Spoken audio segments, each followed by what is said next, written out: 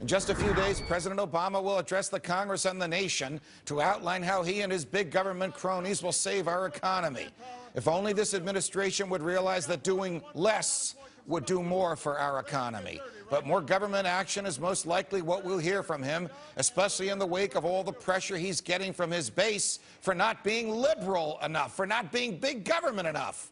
From his money-printing schemes to his infrastructure banks to attempting to engineer a new-age green economy, whatever the president drums up in order to appease his liberal base will most likely hinder, not help, long-term economic growth. He should listen to what the stock market is telling him today after another triple-digit dive. Investors are not excited at the prospect of more central planning. Doesn't the president get that taking a sharper turn to the left is actually a turn for the worse? Here on that is Texas Republican Congressman and presidential hopeful Ron Paul, who joins us by phone from Clute, Texas. Congressman Paul, it's a pleasure. Welcome back to Freedom Watch. Thank you, Judge. Good to be with you. What would you tell the Congress and the nation on Thursday night if you were the President of the United States in the circumstances in which President Obama now finds himself? Economically speaking, we need to clean house. We need to change the whole system because we've been following the wrong ideas. We have been following Keynesian economics. We need to get rid of the mistakes made. That means you have to liquidate the debt, and you have to change our ways with regulations, taxation, monetary policy, foreign policy. We have to just quit spending and allow the market to work. That's what made America great. We did have a market economy a while back. But since 1913, we've gone in the wrong direction with the Federal Reserve and the income tax, and we have to have a revolution of ideas. We certainly need a revolution in people's thinking. The idea that the government can solve all our problems, the idea that the government can save us from Mother Nature when we have these hurricanes, the idea that the government can just print its way into prosperity, which has been ingrained into Americans for 100 years, and which you have labored so mightily to get Americans finally to talk about and to re-examine, is something that would have to come about, I would think, before members of Congress, a majority of members of Congress, would agree with you. Well, you know, I think it goes back, and you talk about a lot of the basic concept of rights. Where do we get our rights, and what do rights mean? And, you know, whether it's worker rights or minority rights or whatever, they're talking about groups instead of the individual. And when they talk about this, they endorse the concept of entitlement. Entitlements are now rights.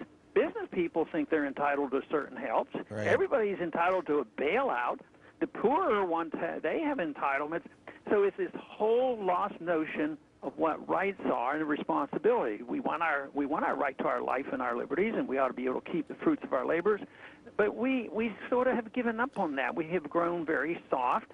But unfortunately, you know, we did well by borrowing and printing money, but we're at the end of the road there, and people will have to make a decision on whether they want liberty back or whether they want to just drift further into a totalitarian state. Well, what happens on Thursday night when the president, probably with a little sweetener here and a little sweetener there, basically says he wants to borrow another $1 trillion and spend it on jobs, make work to get people back to work, P.S. before Election Day? Well, I think that just puts another heavy weight on the economy. The weight is the spending and the regulations and the taxation and the requirement of the Fed keep monetizing this debt.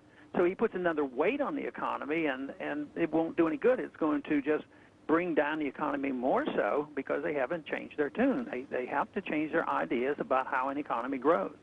How are you feeling? You got another Republican debate coming up Wednesday of this week, tomorrow night. There's one about 2 weeks later on Fox. How's Ron Paul doing in these debates? Well, I think pretty good. I mean, when I consider what was happening, you know, even 4 years ago or 10 years ago or 15 years ago, there weren't very many of us. And now, wherever I go, the numbers keep growing, the enthusiasm there, we can raise the money.